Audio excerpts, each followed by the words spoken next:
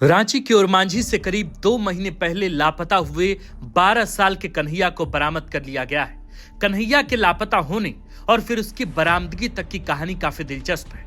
कन्हैया के लापता होने में परिवार की आर्थिक तंगी, एक बस कंडक्टर की असंवेदनशीलता और फिर एक मछली विक्रेता की ईमानदार सामाजिक जिम्मेदारी की कहानी सामने आई है। गौरतलब है कि रांची के ओरमांझी से 22 नवंबर 2025 को लापता हुए कन्हैया को पूरे 61 दिन बाद 18 जनवरी 2026 को कोडरमा से बरामद किया गया। कन्हैया कैसे लापता हुआ, इतने दिन कहां रहा, किन परिस्थितियों में रहा, पुलिस ने उसे ढूंढने के लिए क्या प्रयास किए, उसने किन खतरों का सामना किया, इन तमाम सवालों का जवाब आपको हम इस वीडियो में देने का प्रयास करेंगे।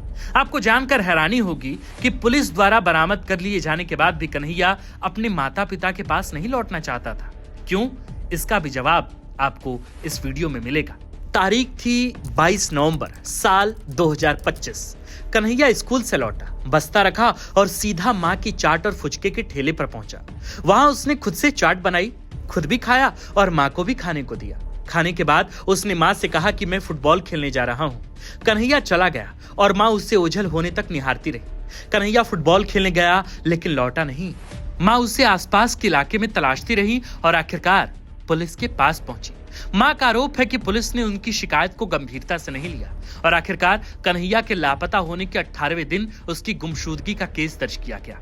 जब रांची के अंश और अंशिका को उनके लापता होने के 13वें दिन बरामद कर लिया गया तो ओरमांझी के कन्हैया मिसिंग केस भी सुर्खियों में आ गया। तस्वीरें सामने आई जिसमें कन्हैया की मां रोती बिलखती नजर आई। इसी बीच झारखंड में मानव तस्करी गिरोह का खुलासा हुआ। 12 बच्चे बरामद किए गए और 13 लोगों की गिरफ्तारी हुई, लेकिन इनमें कन्हैया नहीं था। आखिरकार 18 जनवरी को कन्हैया को पुलिस ने कोडरमा के चंदवारा थाना क्षेत्र अंतर्गत जामू खाड़ी से बरामद किया। सवाल है कि रांची के ओरमांझी थाना क्षेत्र अंतर्गत सिलदिरी शंकर घाट का रहने वाला महज 12 साल का बच्चा कन्हैया कोडरमा के जामू खाड़ी तक कैसे पहुंच गया? क्या कन्हैया अगवा हो गया था?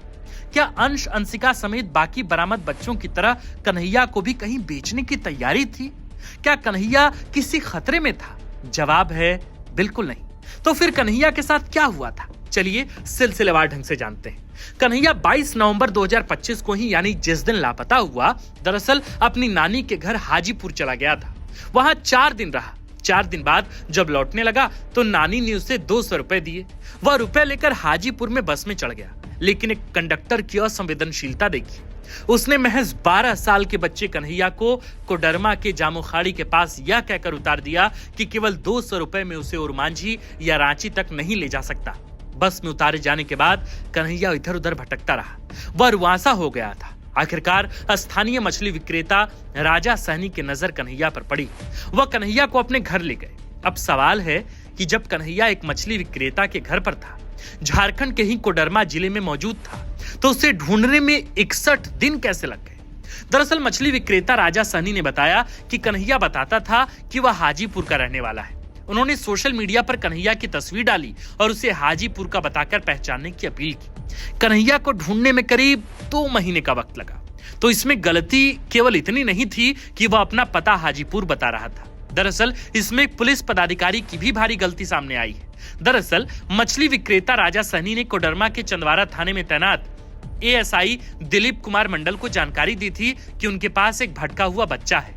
जानकारी मिलने के बावजूद एएसआई दिलीप ने ना तो खुद कोई कार्रवाई की और न ही वरीय पदाधिकारियों को इस बात की जानकारी दी। उसने राजा सैनी से कहा कि वह कन्हैया को अपने पास ही रखे। इधर ओरमांझी पुलिस कन्हैया को ढूंढती रही। इधर जब राजा सैनी ने सोशल मीडिया पर ओरमांझी के एक बच्चे के लापता होने की खबर पड़ी तो उन्होंने पुलिस को फिर सूचना दी। बीते सोमवार को चंदवारा पुलिस को गुमशुदा बच्चे की जानकारी मिली। चंदवारा थाना प्रभारी शशि भूषण कुमार जामो खाड़ी पहुंचे और कन्हैया को बरामद किया। उन्होंने एसपी अनुदीप सिंह को इसकी जानकारी दी। एसपी अनुदीप सिंह ने रांची एसएसपी राकेश रंजन को कन्हैया की तस्वीर भेजकर सत्यापन कराया। यह कंफर्म होने के बाद कि बच्चा ओरमांझी से लापता हुआ कन्हैया कुमार ही है तो रांची पुलिस लेने गई। आपको यह जानकर बड़ी हैरानी होगी कि कन्हैया अपने घर नहीं लौटना चाहता था।